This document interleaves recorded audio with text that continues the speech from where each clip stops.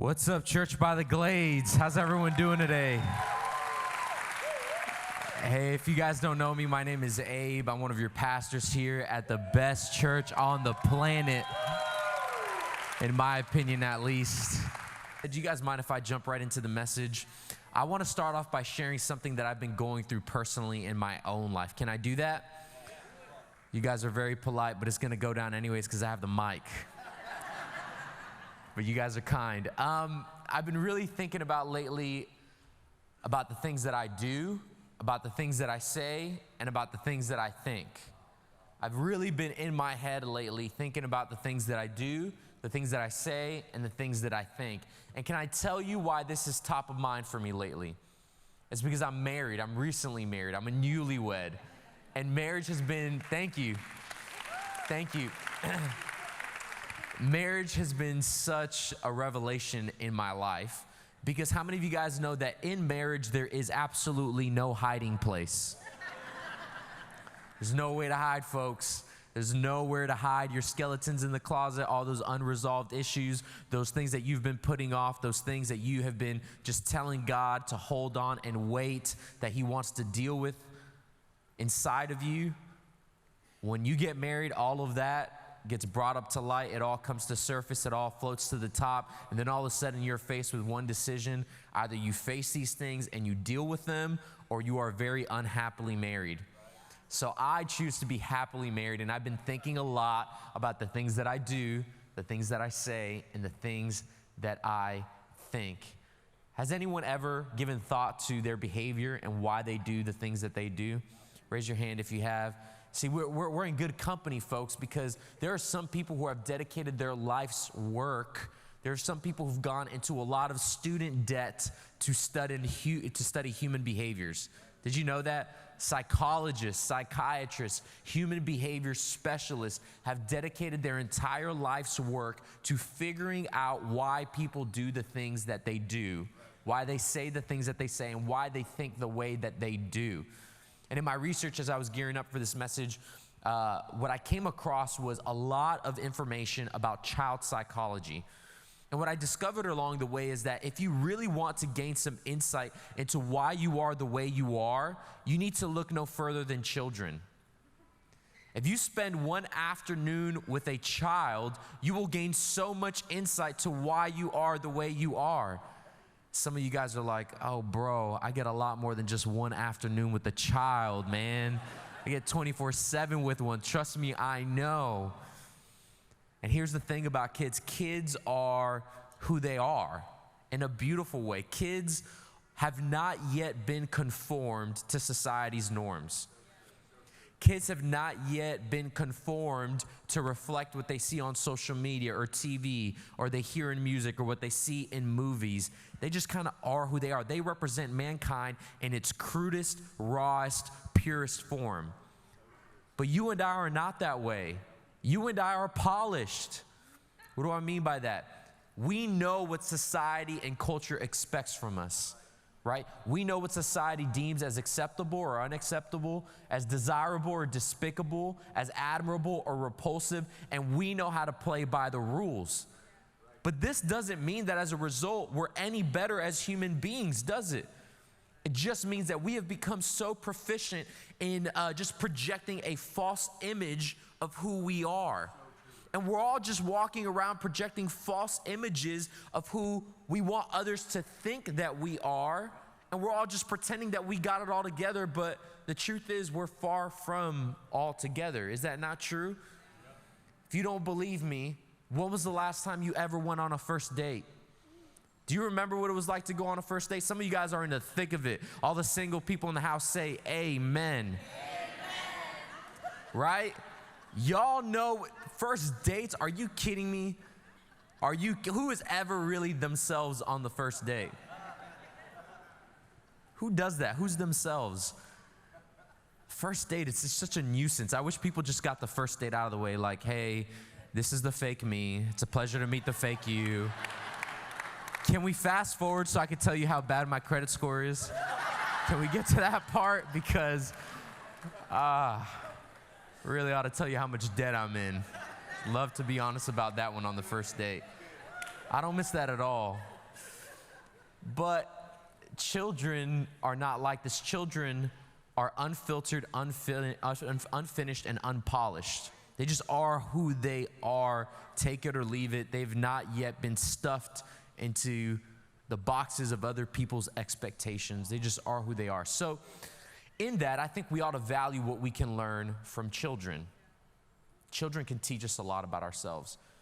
In all this, what I've discovered about children is that children are obsessed with justice. They're obsessed with justice. And justice is not like some simple idea, right? Justice is like complicated. Have you ever looked into the American legal system? It is filled with loopholes and legalese. It is very hard to understand our justice system. So justice is not a concept that can be easily figured out, but children have an unquenchable thirst for justice. Have you ever been to a playground? What you'll notice about kids is that no matter how young they are, they can so easily perceive when they've been wronged, when they've been cheated, when they've been overlooked, when something has been taken away from them, and they will let you know about it. They'll let you know about it.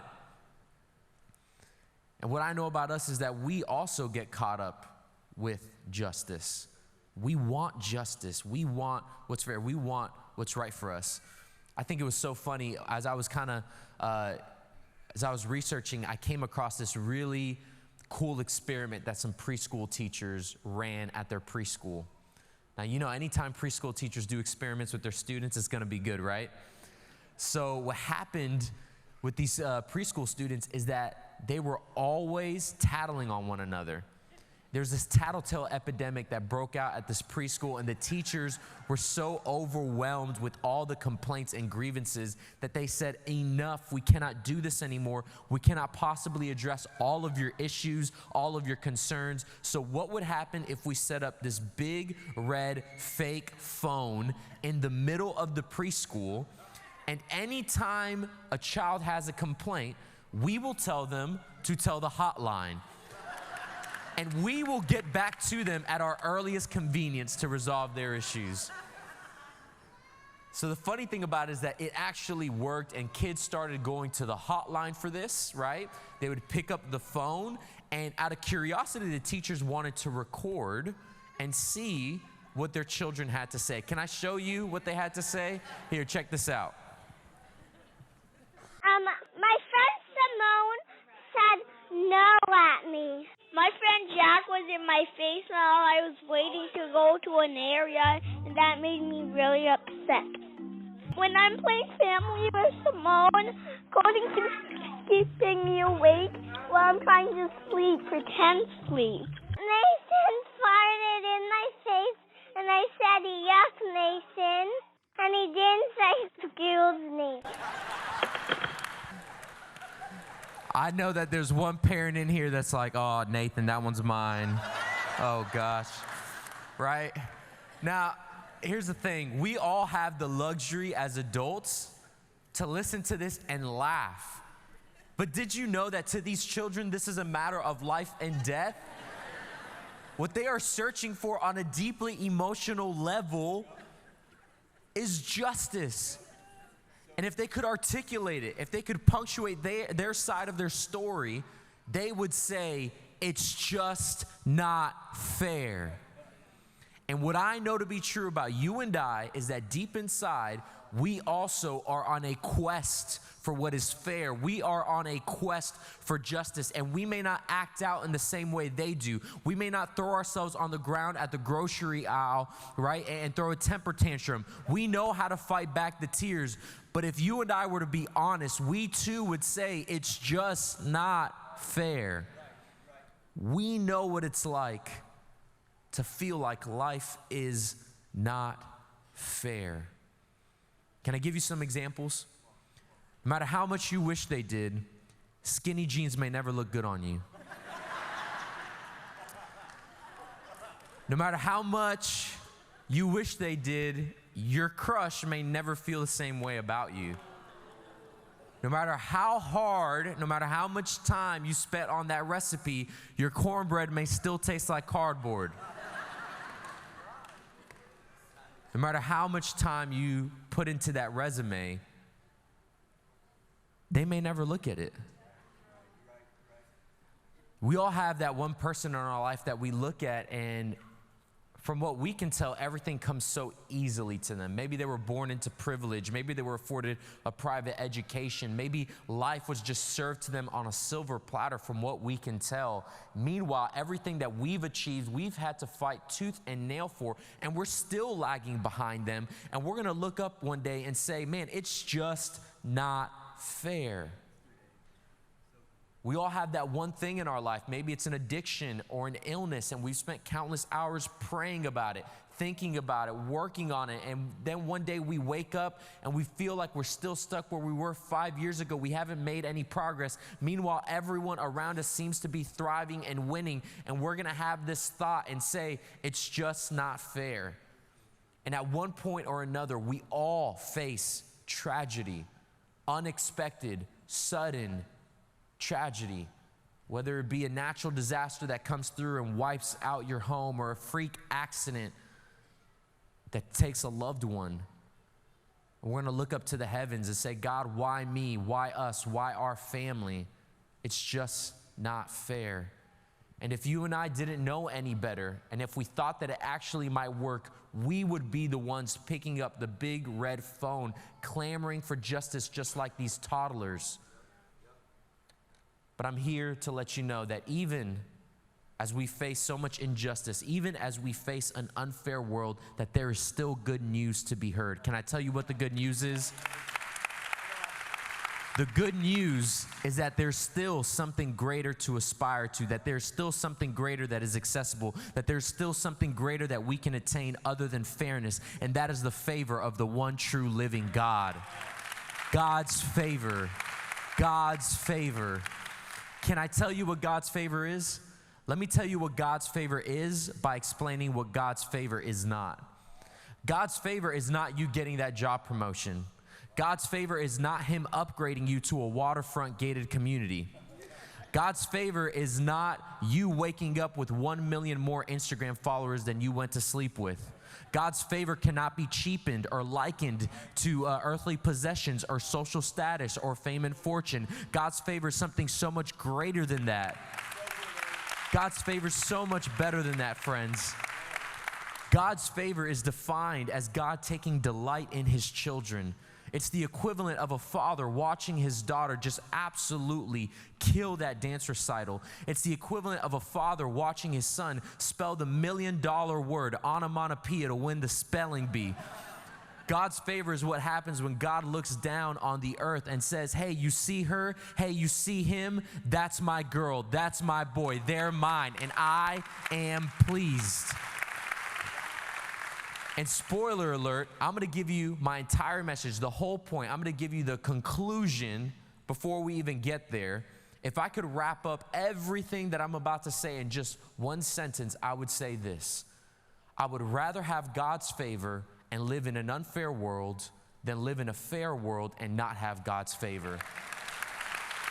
That's where I'm at. That's what I want. You can keep fair as long as I can have God's favor. That's what really, really, really matters. And what makes me think of all this is the story in the Bible about a man named Moses. Everyone say Moses.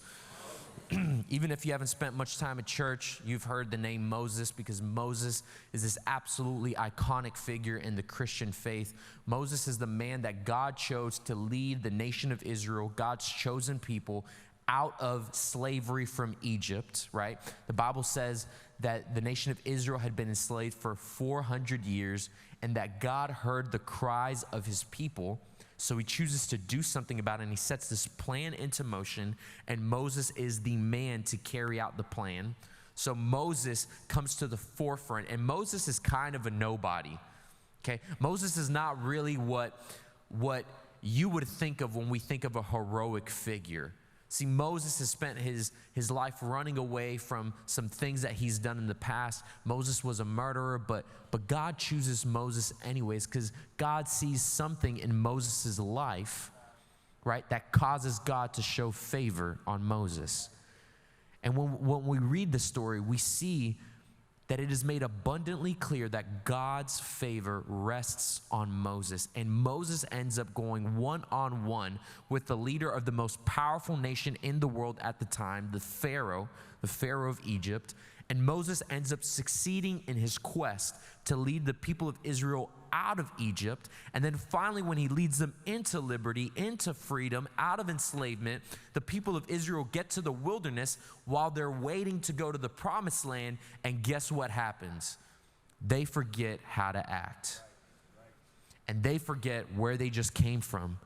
And they begin to complain, they begin to grumble, and they look at Moses and they look at God and they say, why would you bring us out of Egypt to this? You brought us out of Egypt so that we could be in the desert? Why? We should just go back. At least we had good food over there. Which was false, by the way. Isn't it crazy how you can romanticize your past sometimes? Never forget how far God has brought you. So here they are in the desert, in the wilderness, and they become a thorn in Moses' side. They're complaining, they're grumbling, they become disobedient, they're stubborn, and finally, God has had enough. And God looks at Moses, because here's the thing, Moses and God were very conversational. Moses and God were friends. They had a real relationship, a unique relationship. God spoke to Moses, Moses spoke to God, because Moses had God's favor, right? And God goes to Moses and he says, hey, look, I've had enough of the people of Israel. I'm done with them. So here's what I'm going to do. I'm still going to keep my promise because that's the type of God that I am. So I'm going to send an angel, and this angel is going to clear out any opposition that you will encounter in the promised land. See, there were giants, there were evil, wicked people, large armies, strong nations that were currently in the promised land, that were occupying the place that God had prepared for his people. So God says, I'm going to go ahead and send an angel. That angel is going to take care of all the opposition so that you can lead the people of Israel, and you guys are just going to waltz right in and take it over. But here's the kicker. I will not go with you. I'll send an angel to take care of business, but I won't go with you guys. I wonder how we would act if we were placed in that same situation in Moses' shoes. Wonder how many of us would look at God and say, okay, so you're not coming with us, but we still get the promised land, right? You're going to keep your promise, right, God? I get it. You're not coming with us, but do we still get the promised land? See, I wonder how many of us are more interested in God keeping his promises to us than keeping God's presence with us. I wonder how many of us are more interested in what God has to offer than in God himself, than in who God is and the benefits of an intimate relationship. I wonder how many of us just view ourselves as benefactors of what God can give us, but we have no interest in the relationship. We have no interest in that intimacy. We have no interest in getting to know him more. See, Moses does not respond that way. And we're about to read what really sets Moses apart. We're about to discover why Moses is so favored to begin with. This is Moses' heart that we're about to read. It's in Exodus chapter 33, verse 12. And this is Moses' response to God wanting to leave and God not wanting to accompany the nation of Israel into the promised land. Let's read. It says this. One day Moses said to the Lord, "You have been telling me, take these people up to the promised land, but you haven't told me whom you will send with me.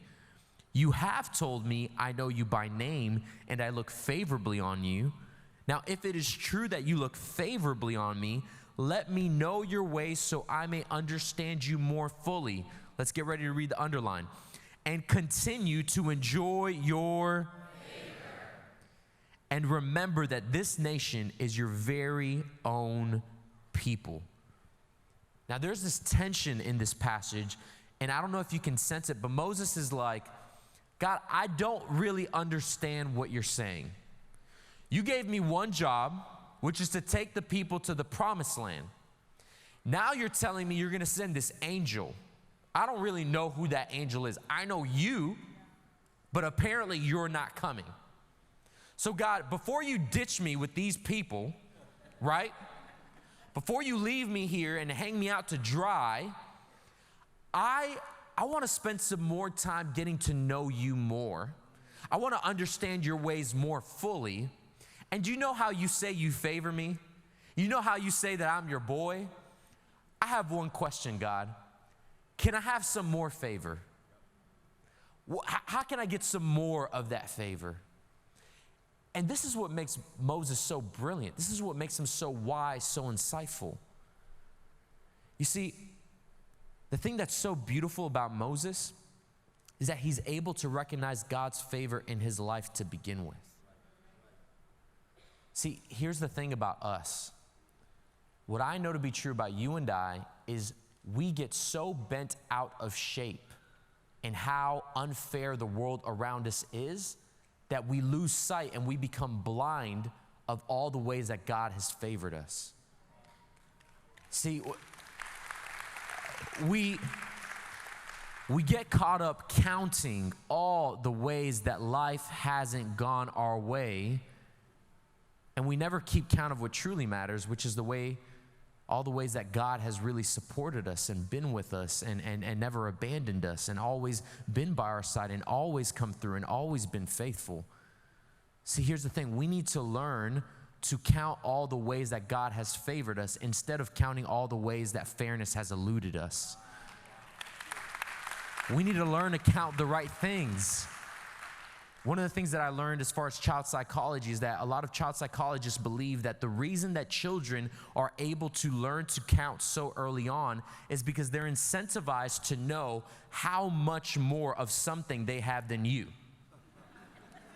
So children, they learn to count so easily because they're like, 1 Lego, 2 Legos, 3 Legos. How many you got over there, big guy?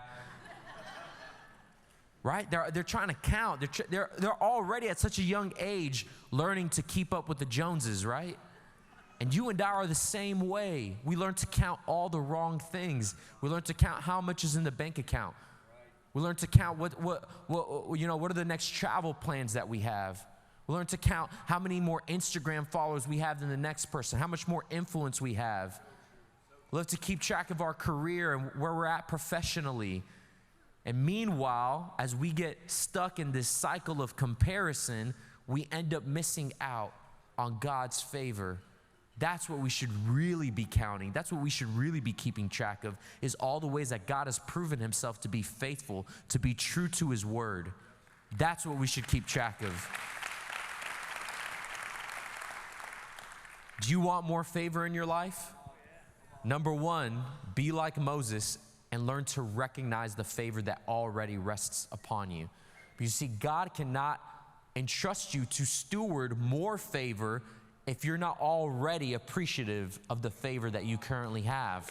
You can't have more. You can't be trusted with more.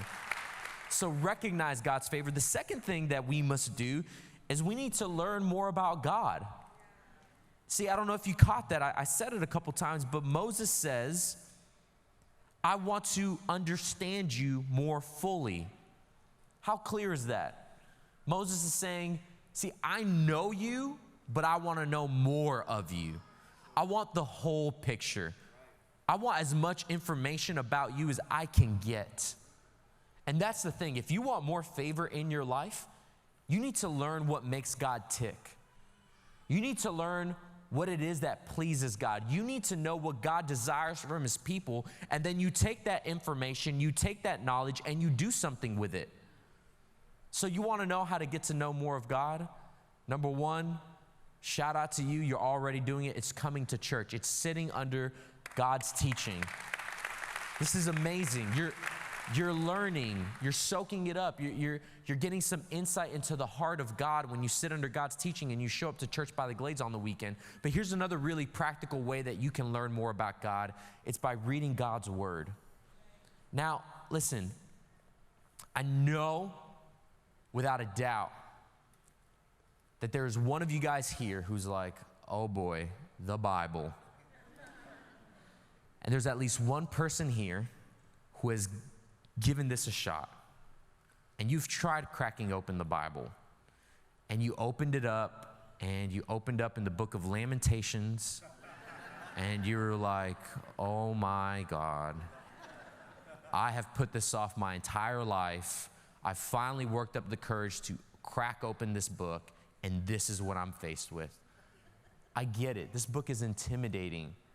It's intimidating. It's hard, but if you venture into this book, it'll be the best decision that you ever make. Because here's the thing. In this book, you discover God's will for your life. You discover all the truths that you need to know about yourself, about who God says you are. But let me take some of the guesswork out of it for you. Okay, the book of Proverbs. The book of Proverbs is known as a wisdom book, and it's called a wisdom book because it's the most practical book in the Bible. It just has a lot of biblical advice. If you ever find yourself in search for answers on what to do in a certain situation, the book of Proverbs is generally the best place to go. And the book of Proverbs, you can't go wrong with it. You open up to it, and immediately you're going to be faced with truth that you can put into practice on a daily basis.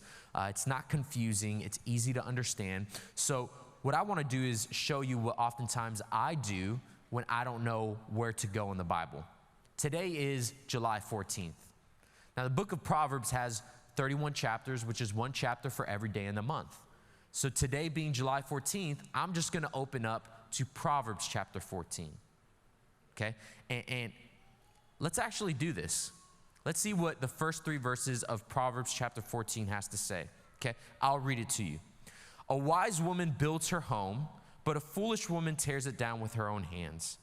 Those who follow the right path fear the Lord. Those who take the wrong path despise him.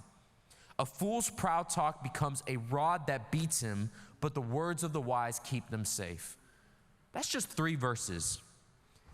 And the book of Proverbs in chapter 14, it's already taught us to be builders, not destroyers, to fear the Lord, not despise the Lord, to speak wisdom and not speak foolishness. How do you not gain more favor by putting those things into practice? Let's be honest. If those are the only 3 things that you ever put into practice for the rest of your life, you would be so well served. And the book of Proverbs is filled with truths like this that are waiting to be unearthed, waiting to be discovered, and waiting to unlock God's favor in your life. That is the benefit of opening up this book and venturing into it. So tomorrow is Monday, July 15th, Proverbs chapter 15. I dare you to read it. Here we go. We're going to go on to verse 14. We're going to continue looking at this conversation. It says this, then the Lord replied to Moses, I will personally go with you, Moses. Emphasis on the you. I will go with you, Moses, and I will give you rest, and everything will be fine for you. So God is addressing Moses, and he's saying, Moses, I got you. But we're going to read this clarifying statement that Moses issues to God. It says this, then Moses said, God, if you don't personally go with us, don't make us leave this place. How will anyone know that you look favorably on me and on your people? God is talking to Moses. He says, Moses, I got your back. And Moses says, that's fine and dandy, God, that you got me, but it's not just me, it's a we. See, I don't know if you forgot about this, God, but you entrusted me to lead all these people. So it's great that you're with me, but I need you to be with us. And this is a leadership principle that Moses is teaching us here. What Moses is teaching us is that God's favor is never limited to just you. God's favor, when it rests on you, it provides a canopy of favor to all those who are associated with you.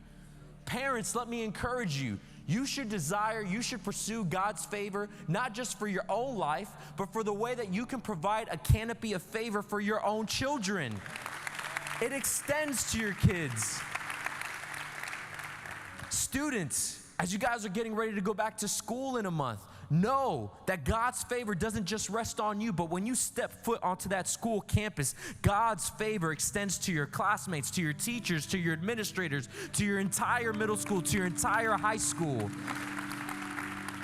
And don't miss this. I hope that you know that God's favor that rests on Pastor David, God's favor that rests on this house, Church by the Glaze, it extends, it provides a canopy of favor to you and your family. Did you know that? But here's the thing. You can't have none unless you get under the canopy. What does that mean? That means you got to bring yourself to church. You got to bring your family to church. And when you do that, when you're a part of what God's doing here, you get under the favor. And man, next thing you know, if you surround yourself with enough of the right people and you start doing the right things and you engage in the right habits, you have canopy over canopy over canopy over canopy of God's favor in your life. And next thing you know, that canopy is a shelter. It is a refuge when times get tough, and you're covered. You're covered. God's got you. Those are the benefits of God's favor. It's so powerful. Finishing this conversation, we go to verse 15. We'll pick it back up. It says, then Moses said, if you don't personally go with us, don't make us leave this place. How will anyone know that you look favorably on me and on your people if you don't go with us? For your presence among us sets your people and me apart from all other people on the earth. God's favor is what sets you apart. It's what makes you different. It's what makes you unique. So many of us spend so much of our lives trying to be different when you're already different. You're already different. You've already been set apart. God has already marked you. You're different. You're distinct. You're not like the rest of the world. Then God says to Moses, I will indeed do what you have asked, for I look favorably on you, and I know you by name. Let's close with that first original thought. I would rather have God's favor and live in an unfair world than live in a fair world and not have God's favor. That's it. And I know that there are some of you here today that have faced unspeakable injustices. I don't know the particulars, but I know that there are people here today, and you're like, Abe, you don't know what was taken from me. Abe, you don't know how I was wronged. Abe, you don't know how I was cheated. And I'm here to remind you that God's favor shines brightest even in the darkest of days. You may not be able to see it, but God's favor is shining on you brighter than the sun. It is, I promise you.